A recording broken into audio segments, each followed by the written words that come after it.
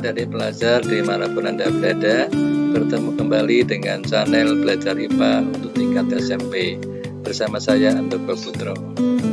Pada pertemuan kali ini kita bersama akan membahas materi IPA kelas 8 yaitu tekanan pada zat cair. Apakah adik suka berenang?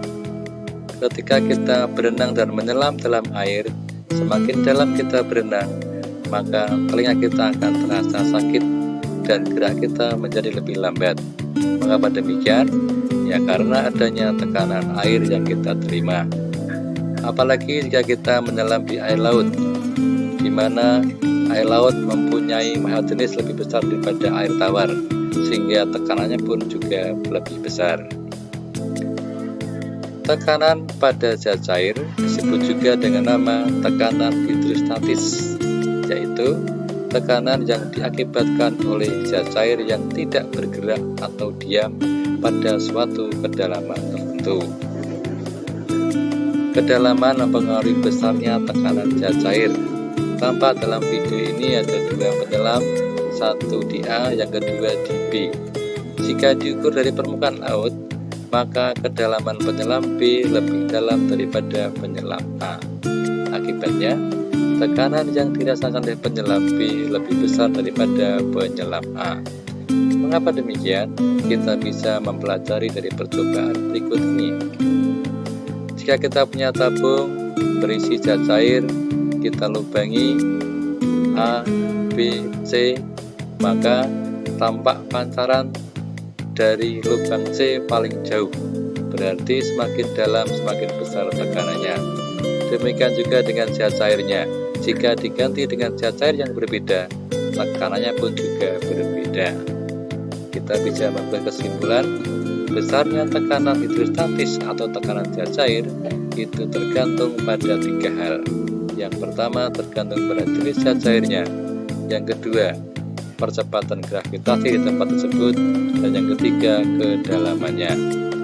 Secara matematis, tekanan hidrostatis dirumuskan pH sama dengan Rho kali G kali H. pH tekanan hidrostatis, Rho massa jenis, G percepatan gravitasi, dan H adalah kedalaman dalam satuan meter.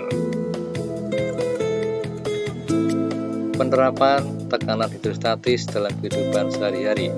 Yang pertama, lubang kuras pada bak mandi kita terletak di bagian bawah agar air mudah dikuras dan dibersihkan.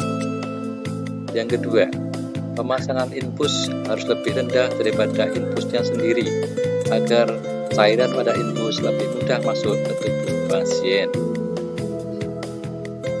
Yang ketiga, semakin dalam penyelam menyelam ke dalam air laut, maka tekanan yang diterima akan semakin besar.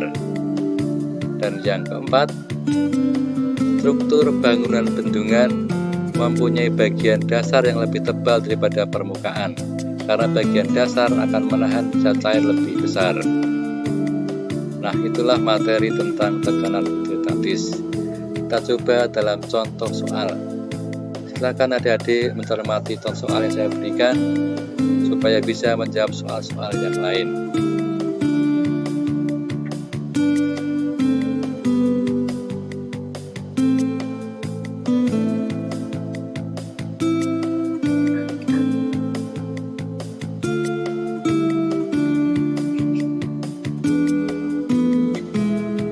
Oke, sampai sini dulu materi kita untuk hari ini.